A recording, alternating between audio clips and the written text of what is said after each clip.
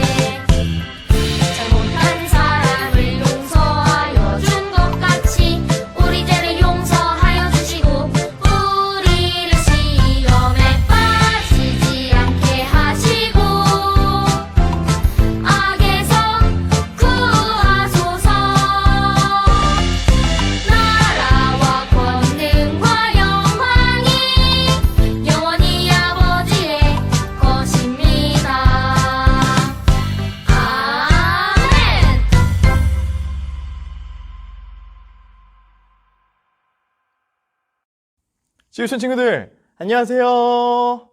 오늘은 여름성경학교 두 번째 시간이에요. 오늘 이 시간에도 영상을 함께하는 친구들에게 하나님의 은혜와 사랑이 가득하길 바라면서 오늘 말씀을 시작하겠습니다.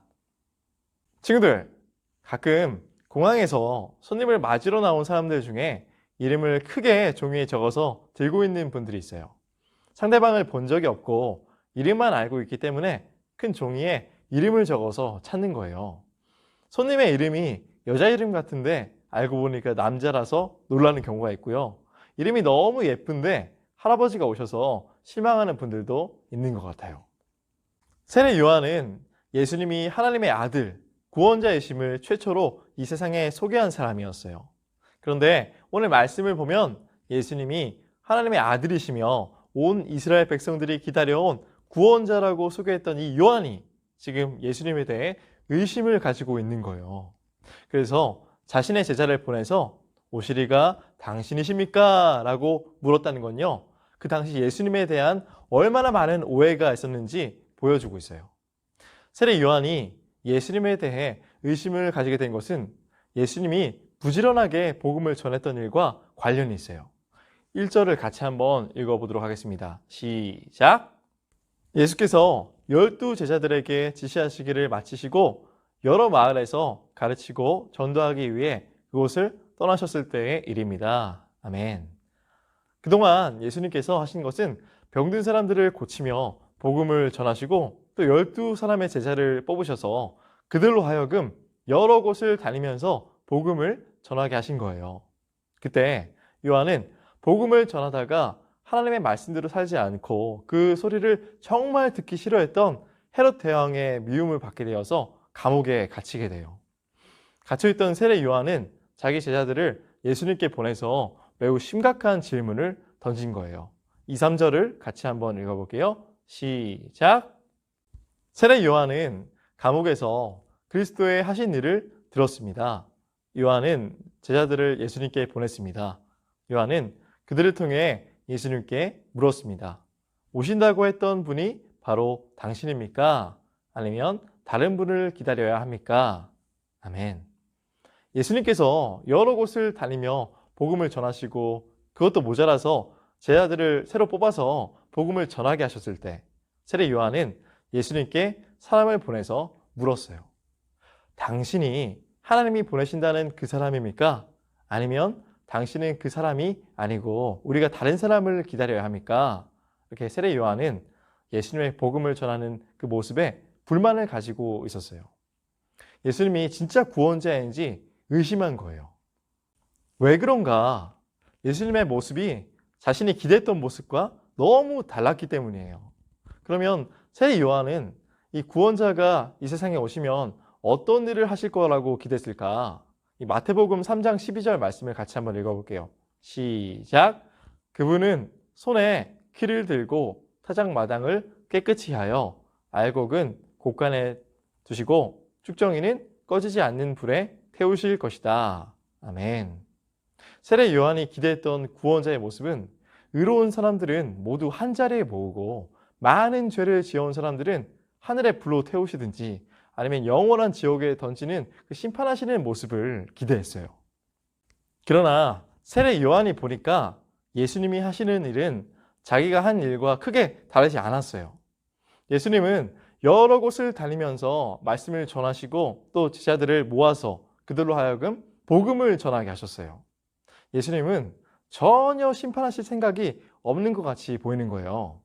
세례 요한은 자기랑 비슷한 행동을 하는 그 예수님을 보니까 이 사람도 앞으로 오시는 분을 위해 준비하는 사람이 아닐까? 그냥 나랑 똑같은 역할을 하는 사람 아니야? 하며 이렇게 오해를 한 거예요. 세례 요한이 예수님에 대하여 이런 오해를 하게 된 이유가 뭘까? 세례 요한은 예수님과 거의 같은 시대의 사람이지만 세례 요한은 구약 말씀에 집중한 선지자였어요. 구약 말씀의 특징이 뭐냐면 바로 심판이에요. 그래서 요한은 어쩔 수 없이 죄에 대한 그 심판의 말씀에 더 치우칠 수밖에 없었어요. 예를 들어서 어떤 건물에 불이 났다고 해봐요. 두 사람이 그 불을 목격했는데 둘의 생각이 너무나도 달랐어요.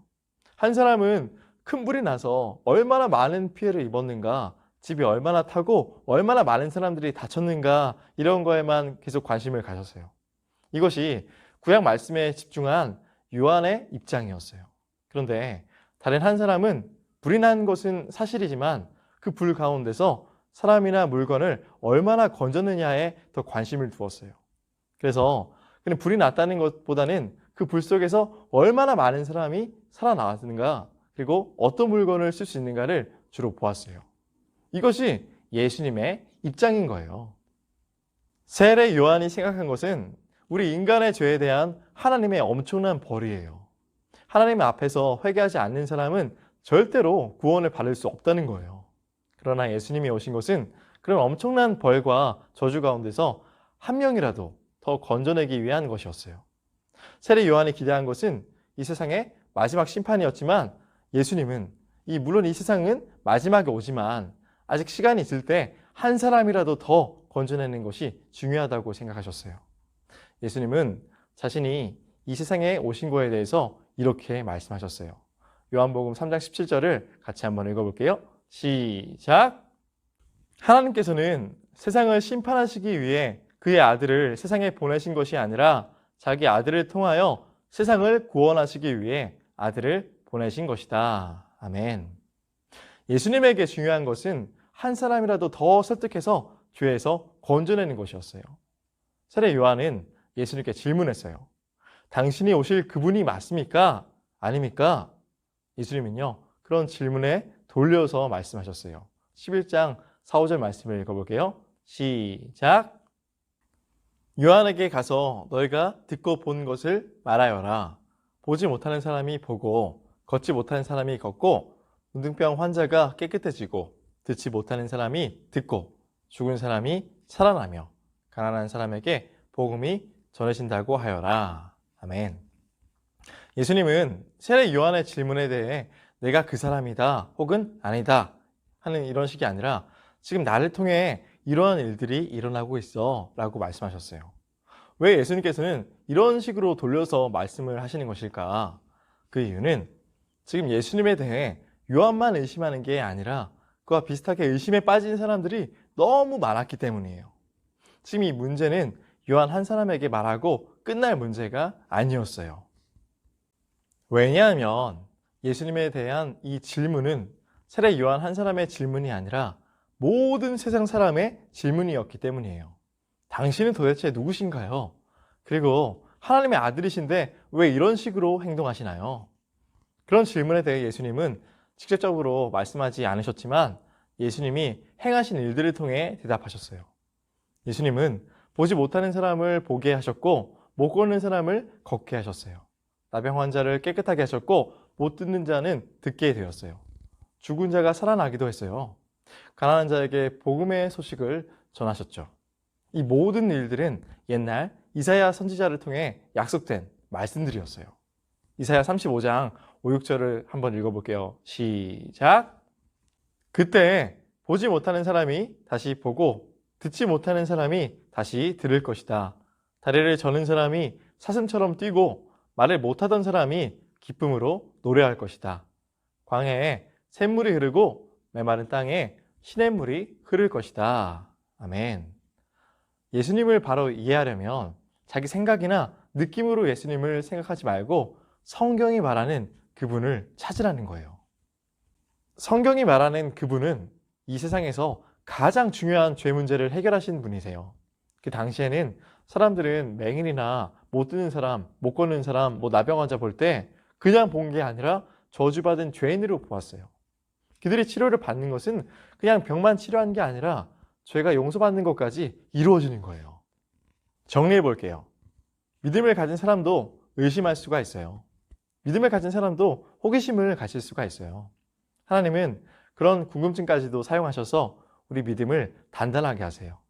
비가 온 뒤에 땅이 굳어지는 것처럼 우리가 가졌던 호기심들이 해결될 때 더 단단한 믿음을 가질 수 있게 되는 거예요. 하나님은 우리를 더 단단한 믿음을 주시는 쪽으로 이끌어 가세요.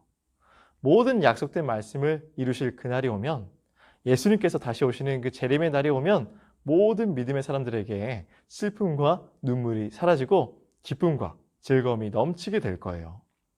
예수님이 이루실 거예요. 예수님만을 더욱 사랑하고 기뻐하는 우리 친구들이 되기를 주님의 이름으로 축복합니다. 기도하겠습니다. 하나님 아버지, 이 땅에 구원자로 예수님을 보내주심에 감사합니다. 예수님을 믿는 믿음이 더욱 자라갈 수 있도록 도와주세요. 말씀에 순종하며 살아갈 수 있도록 인도해 주세요.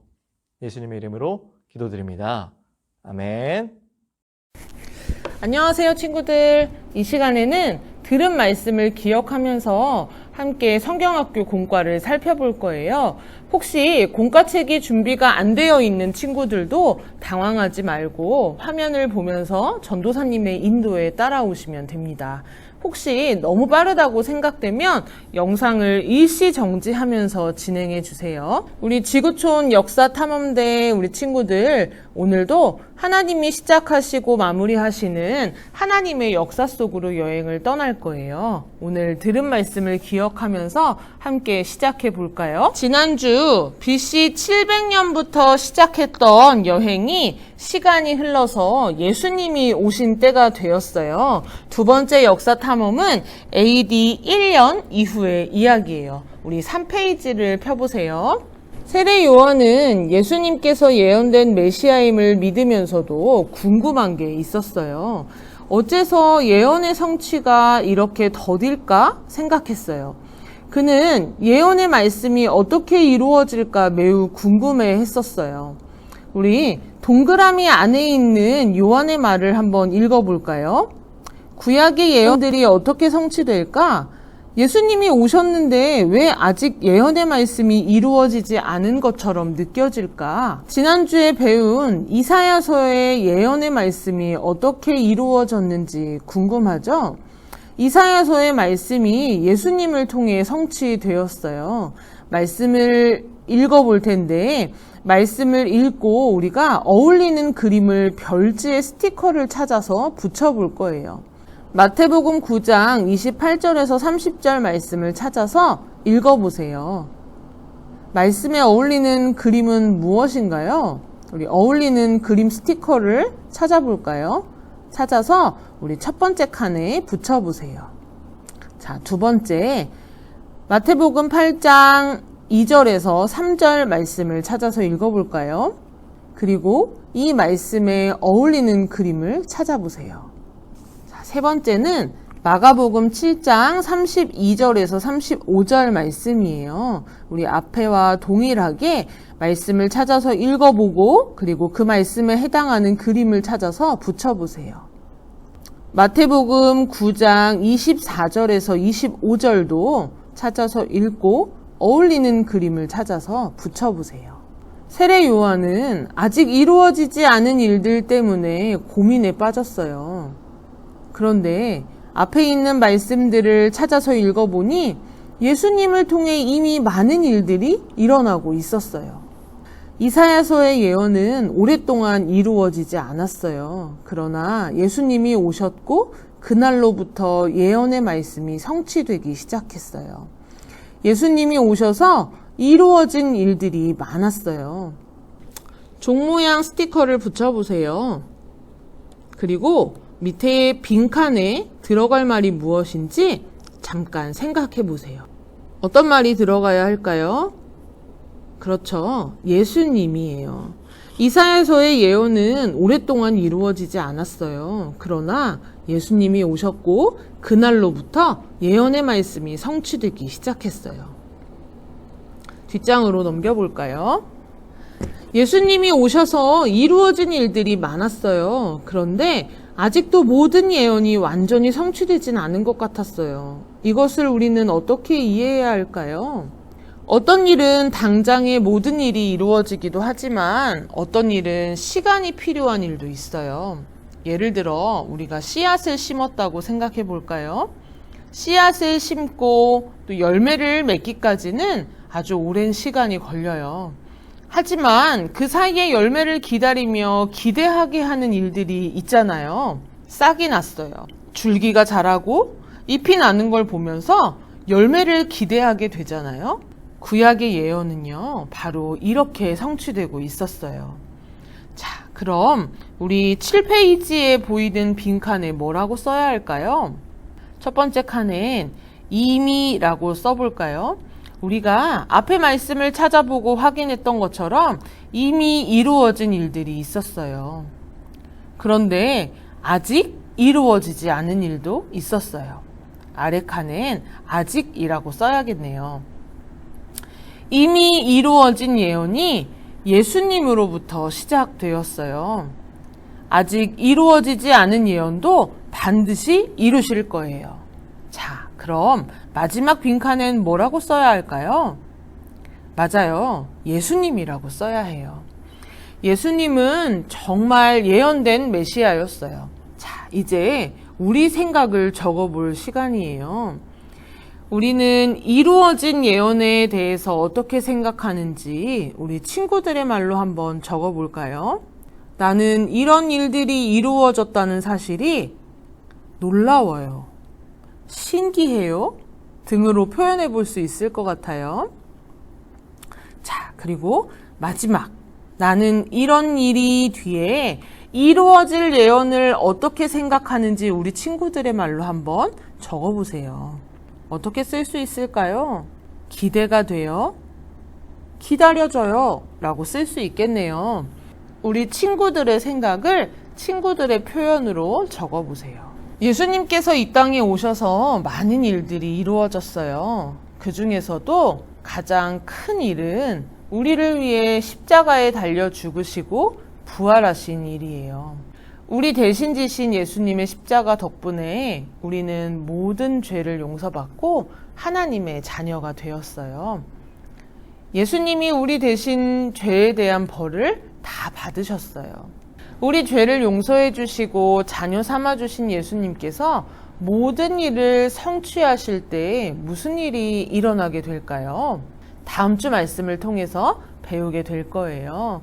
우리를 자녀 삼아 주신 하나님께 감사하는 마음으로 한 주간도 건강하게 지내고 우리 다음 주에 만나요. 안녕.